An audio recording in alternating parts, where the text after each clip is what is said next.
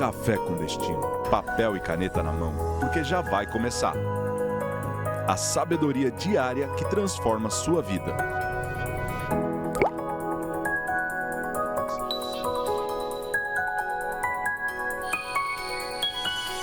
Essa semana nós vamos falar sobre os vícios da vida.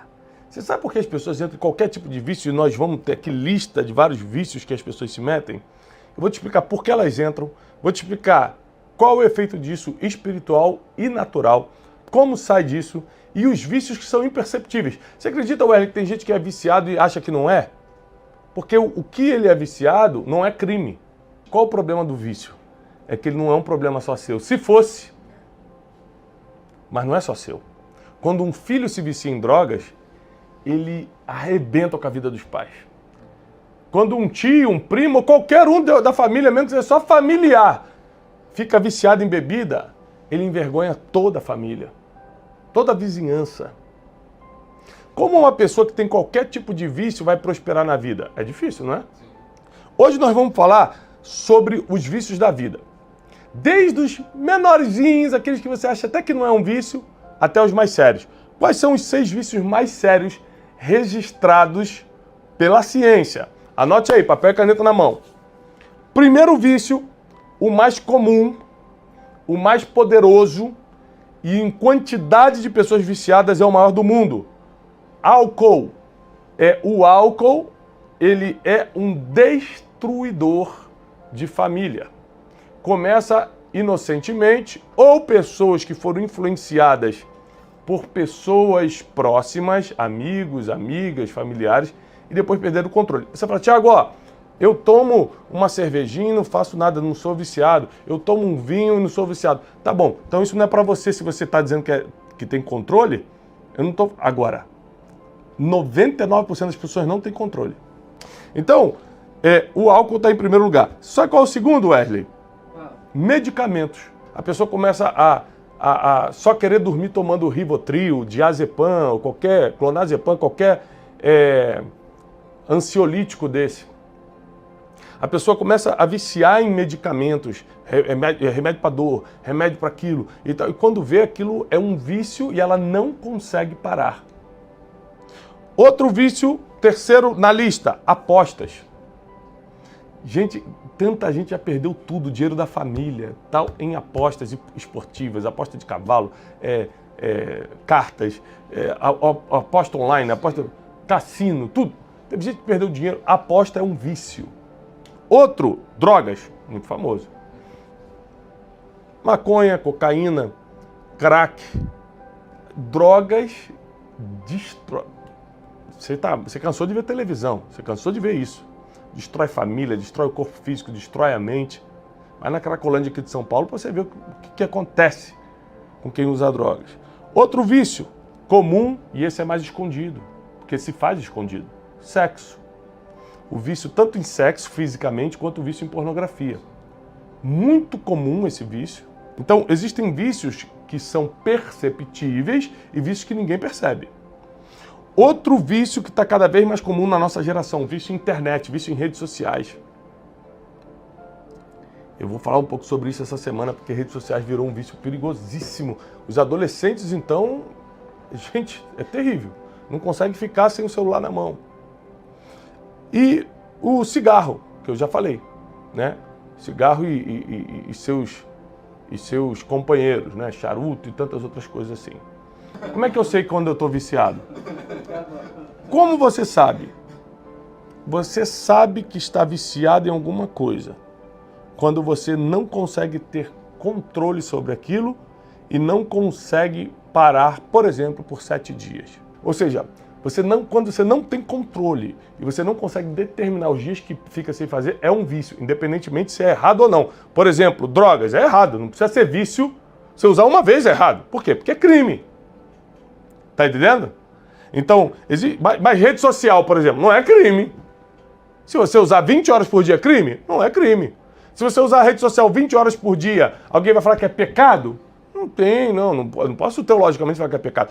Mas é um vício. Por quê? Porque você não tem mais controle. Então presta atenção, gente. Quando a gente usa a palavra vício, nem sempre a gente está falando de algo errado ou pecaminoso. mas está falando daquilo que você não tem mais controle. Então, cada vício tem uma consequência diferente. Então, existem outros vícios que são quase que imperceptíveis. Tem gente que é viciado em... São toques, né, que acabam virando vício. Limpeza excessiva. Café. Gente que não consegue parar. Segundo a Universidade College London, uma pessoa demora até 66 dias para provar que não tem mais o vício. Ou seja, quando ela consegue ficar 66 dias sem usar, quer dizer que ela começou o processo de limpeza e libertação de um vício. Isso aqui é ciência. Você que tem qualquer tipo de vício, nós vamos ficar 7 dias dizendo não a esse vício. Tiago, eu não consigo, eu já tentei. Só que agora eu vou te dar algumas ferramentas de como a gente se libertar. Primeira coisa que você vai fazer, contar para alguém. Você vai ter um supervisor essa semana. Sem trazer à luz, não tem libertação. Vício é fuga. E eu vou te provar porque as pessoas resolvem ficar viciadas. Elas decidem ficar viciadas em alguma coisa. Porque elas querem fugir. Geralmente o problema é emocional, elas não conseguem resolver e elas buscam no vício uma fuga. Depois que você achar um supervisor, o que você vai fazer? Você vai orar 6 minutos por dia. Tiago, por que não 5? Porque 6 eu quero, é mais bonito. Todo mundo vai ficar perguntando, por que 6? O pessoal fica curioso quando é número diferente. Você vai orar 6 minutos por dia por esse vício. Terceira coisa, você vai meditar no livro de Salmos. Você vai abrir o livro de Salmos, vai escolher um salmo, vai ler e meditar no livro de Salmos. Você pode escolher. O tema vícios é muito sério. Né? O tema vícios é muito sério. E é muito importante aqui no Café com Destino, nessa série Combatendo os Vícios, lutando contra os vícios da vida. São muitos vícios na vida, muitos! Você precisa estar ligado, porque às vezes você acha que não precisa assistir essa série porque não tem nenhum vício, não tem agora. Ou você acha que não tem um escondido aí, quem sabe? Por exemplo, hoje a aula vai ser muito forte, sabe por quê, Teixeirinho? Eu vou falar sobre vícios emocionais. Além de vícios físicos, como álcool, drogas, pornografia, que mexe com a mente, sexo, cigarro, mais o quê? Vício de internet. Hoje eu vou falar de um vício comum que as pessoas não sabem que é vício. Eu vou provar na Bíblia que é. Vício emocional. É quando a sua vida depende de alguém. A sua vida não depende de nenhum outro ser humano. Se você acha que a tua felicidade depende só de uma pessoa, depende do seu filho, do seu pai, da sua mãe, do seu marido, da sua esposa, que você não é ninguém sem aquela pessoa, que se aquela pessoa não te aprova, você nunca se sente feliz, isso é um vício emocional, e eu vou te provar, fique tranquilo. Versículo 28 do capítulo 29 de Gênesis. E Jacó fez assim, cumpriu a semana de Lia, e então Labão lhe deu por mulher a Raquel, sua filha. Labão deu sua serva Bila por serva Raquel, sua filha. Jacó deitou-se também com Raquel e a amou muito mais do que a Lia. E serviu a Labão ainda mais 7 anos. O que é isso aqui? Só vou te explicar o que é isso aqui para quem não conhece essa história bíblica. Jacó, filho de Isaac, neto de Abraão, quando foge do seu irmão Esaú, vai peregrinar em outras terras, passa o Rio Jordão apenas com um cajado na mão e vai trabalhar para um homem chamado Labão. E esse homem, ele tinha 2 filhas, Lia e Raquel. Jacó se apaixonou por Raquel. Foi amor à primeira vez, ele ficou louco por Raquel, era amorzão mesmo. E ele chega para Labão e fala, o que eu preciso te dar? Qual é o dote que eu preciso te dar para tomar Raquel como esposa?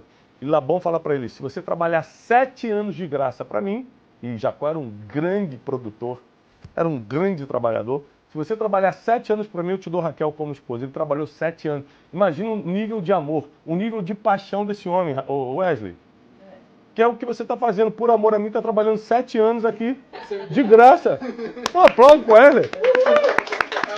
Muito obrigado. Isso sim. Depois, a mais 7. Depois você uma brincadeirinha, tem mais 7, aí você trabalha mais 7, que foi o que o Labão fez. A gente está brincando, mas você imagina, depois de 7 anos de trabalho, quando chegou a hora de Jacó cobrar, bom, trabalhei 7 anos, agora está na hora de eu tomar minha esposa, ele manda a filha mais velha, Lia, no lugar de Raquel. Jacó se deita com ela sem perceber que não era Raquel, porque eu estava explicando naquela época, era muito comum as roupas, não tirava-se a roupa, né, para fazer amor, as pessoas usavam a roupa mais ou menos como as muçulmanas usam hoje, cobrindo o rosto também, tudo, e também tomava-se muito vinho. Então, tomado pelo vinho e sem ver direito, ele confundiu. E quando ele acorda de manhã, que já tinha passado o efeito do vinho, que as roupas já não estavam mais no rosto, ele percebe que Labão entregou a mulher errada. E ele vai cobrar o Labão e fala assim, o que foi isso que você me fez? Aí Labão fala com ele assim, olha, aqui na nossa terra se faz assim. Primeiro a gente entrega a mais velha, depois a mais nova. Trabalha mais 7 anos que eu te entrego Raquel. E Jacó aceitou. Amava tanto a Raquel que aceitou. Aí começa isso que eu li. Cumprindo essa semana de Lia, ou seja, ele ficou uma semana de lua de mel com Lia, cumprindo essa semana dela, aí Labão agora entrega adiantado Raquel por mais 7 anos de trabalho. Então Jacó trabalha 14 anos de graça para Labão, em troca de uma mulher que ele não queria, e depois recebendo a mulher que ele queria. Aqui tem 2 problemas sérios que as pessoas não notam. Primeiro, imagina o coração de Lia sabendo que foi desprezada, foi colocada de lado pelo pai e usada como mercadoria de troca. Diferente de Raquel, que sabia que existia um homem que trabalhou 14 anos por ela, Lia sabia que Jacó só tinha que aguentá-la, porque o pai empurrou ela nele.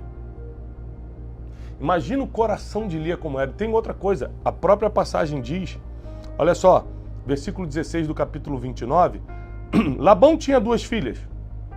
O nome da mais velha, ou seja, Lia já era mais velha, era Lia, e a mais jovem era Raquel.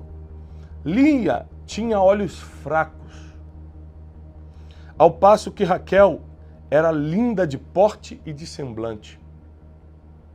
Vamos lá, o que a Bíblia está falando aqui?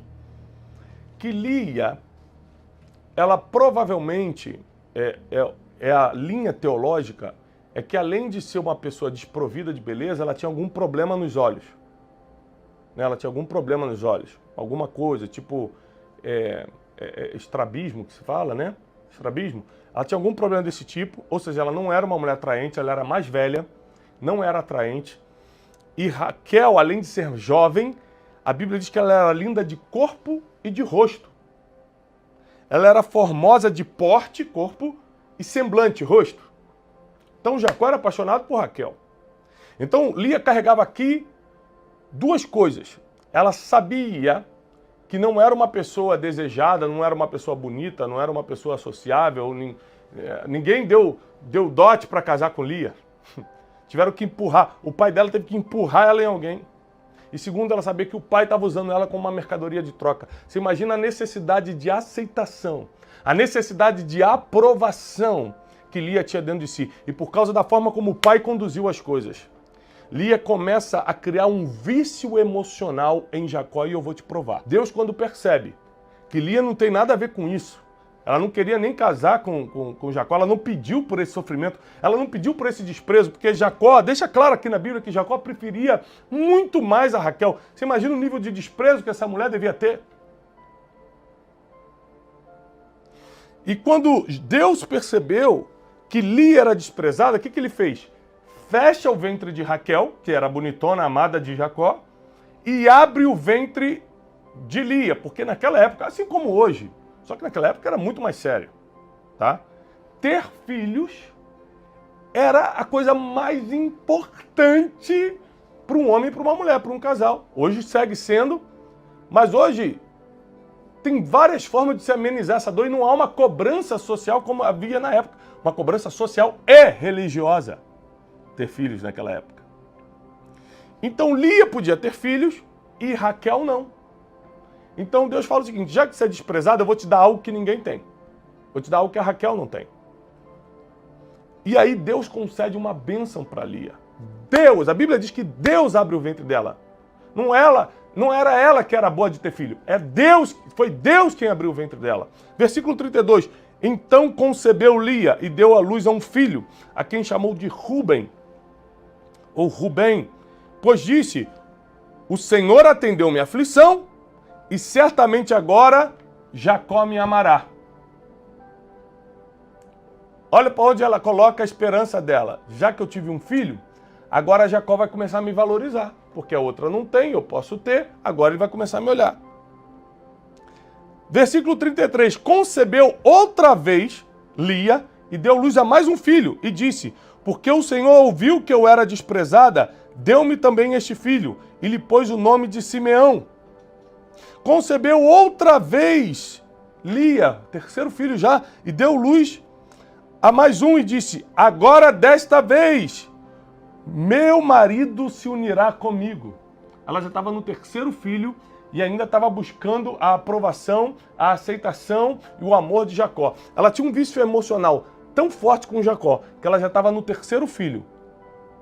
E a única coisa que ela sabia olhar era, e Jacó não vai me amar? E Jacó não vai me aprovar? E Jacó não vai me aceitar? Ó, ainda no 34, dessa vez meu marido se unirá comigo, porque 3 filhos lhe dei, por isso lhe chamou Levi. Então ela já tinha tido Rubem, Simeão e Levi. Versículo 35. De novo, concebeu e deu à luz a um filho. E ela disse, desta vez eu louvarei ao Senhor. Aqui ela vai quebrar um ciclo de vício emocional. Um ciclo vicioso. Mas quer saber? Dessa vez eu não quero saber se Jacó vai me amar, vai me aceitar, vai me ter como esposa. Desta vez eu louvarei ao Senhor. Por isso chamou seu nome de Judá. E a partir de Judá, Lia não pôde mais ter filhos. Gente, ela recebeu 4 bênçãos que a sua concorrente não tinha. Mas só na 4ª bênção, Wesley, ela resolveu louvar ao Senhor. Ou seja, as 3 primeiras bênçãos que ela recebeu de Deus, ela não reconheceu como a bênção de Deus. Ela queria ter para poder sentir a aprovação de alguém. Como Deus tem que ter paciência com a gente. Deus, meu Deus, eu te dei uma bênção, você em vez de me agradecer, está buscando a aceitação de homens, a aprovação de outros. O vício emocional é um dos maiores impedidores de destino profético de um ser humano. Você tem que entender que nós não podemos estar viciados emocionalmente em ninguém. Nós não dependemos da aprovação e da aceitação dos outros. A gente depende da aprovação de Deus. Se ele não me amar, eu me mato. Que isso? A Bíblia diz que você tem que amar o próximo como a você mesmo. Está escrito. Você se ama primeiro para depois amar as pessoas. Quem não tem amor próprio não consegue amar ninguém. Hoje nós vamos falar sobre como os vícios físicos, emocionais e os espirituais, que eu vou explicar melhor para você na quinta-feira sobre vícios espirituais, o que eles fazem na vida do ser humano. E por que você tem que se afastar de tudo aquilo que pode ser uma porta de entrada para o vício. Olha que coisa impressionante. Aproximadamente 39% dos óbitos, ou seja, das mortes por alcoolismo no Brasil, ocorrem entre homens com idade de 30 a 59 anos. A Organização Mundial da Saúde, a OMS, estima que cerca de 4.600.000 brasileiros já são alcoólatras. Já são alcoólatras. 4 milhões. Quase 3% da população adulta. Se você precisa beber porque está triste, você está precisando então orar no lugar de beber. Está triste, vai orar. Está com muito problema, vou beber um pouco. Não, está com muito problema, vai orar. Que é isso que vai resolver. Beber só vai te tirar da realidade, não vai resolver problema nenhum. Então presta atenção, tem coisas que não são crime, não são nocivas, mas são pecado. Tem coisas que não são pecado, mas são nocivas. Uma das coisas que eu mais identifico é que quem tem propósito não tem vício. Porque ele é tão focado... Porque o vício é uma questão de fuga da realidade. Concorda comigo, pessoal? Sim. Vício é fuga da realidade. Se eu estou vivendo meu propósito, eu não preciso fugir da realidade. Então, o vício não tem efeito sobre mim. Porque eu quero viver a minha realidade, não quero fugir da realidade. Dificilmente você vai ajudar quem não quer ajuda. Então, vamos lá. fazer um trabalho estratégico para fazer a ficha cair, ou seja, para que a pessoa perceba, eu preciso de ajuda, eu não aguento mais bebida, eu não aguento mais as drogas, eu não aguento mais a prostituição, a pornografia, eu não aguento mais ser viciado em medicamento. Enquanto ela não reconhecer, eu não preciso desse medicamento, eu estou fazendo isso só para fugir da realidade. Enquanto as pessoas que têm um vício não reconhecerem, fica mais difícil para a gente de fora ajudar. Segundo ponto, busquem um grupo. Presta atenção, às vezes não é uma pessoa só que tem que ajudar, é um grupo de amigos e profissionais. Anota isso, um grupo de amigos, obrigado Teixeira, um grupo de amigos e profissionais. Se você tem um problema com vício, ou alguém que você ama muito tem, monte um esquadrão que vai ajudá-la a vencer esse vício. 3. O 3 eu vou fazer uma pergunta. Como ajudar quem não quer ou não te pediu ajuda? Se você está nessa situação, naturalmente, concordo, não tem jeito. Só um milagre. Milagre vem de quê? Milagre vem na faculdade? Você faz faculdade de milagres? Não? Milagre vem com dinheiro? Se passar de 1 milhão na conta, você tem acesso a um milagre? Não? Milagre vem de quê? De Deus. Milagre só vem dos céus. Milagre só vem da tua fé. Então, o número 3 eu colocaria aqui. Uma fé forte, inabalável, indestrutível. Eu preciso te dar uma palavra hoje. Se você está se vendo numa situação que parece impossível resolver, um vício que você... Tiago, já tentei de tudo e não resolveu. Tiago, meu filho. Tiago, meu marido. Tiago, meu pai. Eu amo muito, não consigo tirar dessa situação. Se o teu caso é milagre, só Deus pode fazer. E só existe uma moeda que você pode dar a Deus. A fé. A fé. A fé é a moeda do milagre. A fé é a moeda do milagre. Ué, existe vício espiritual? Olha só, existe sim. Existem pessoas que não conheceram a Deus de verdade, mas viciaram na religiosidade. São pessoas que nós temos que ter muito cuidado, porque todo vício é ruim. Ou seja, os vícios espirituais são cada vez mais comuns, porque você não tem uma vida conforme a sabedoria milenar nos orienta a ter, mas vicia em alguns aspectos, em algumas vantagens da religião, da religiosidade. Quanto mais espiritual de verdade você for, de verdade.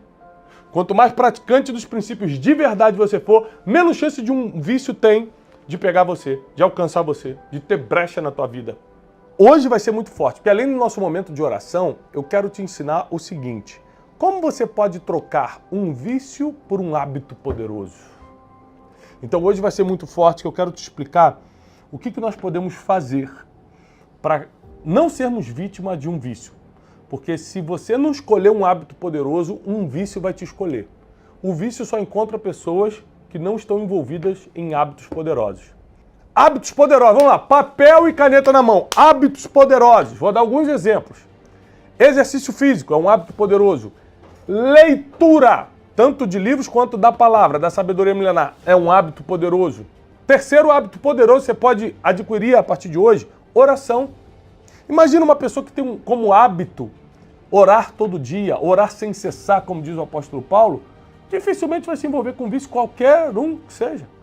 Ou seja, o hábito, apesar de ser desconfortável, ele é possível parar. O dia que você quiser parar, você para.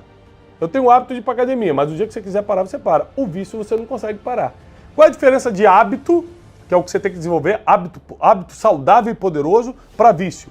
É que o vício você não tem controle, e geralmente é para o mal. Eu tenho um vício bom. Qual é o vício bom? Tudo que é desequilíbrio é ruim. Agora, quando você tem um hábito poderoso, você está fechando a porta para os vícios malignos.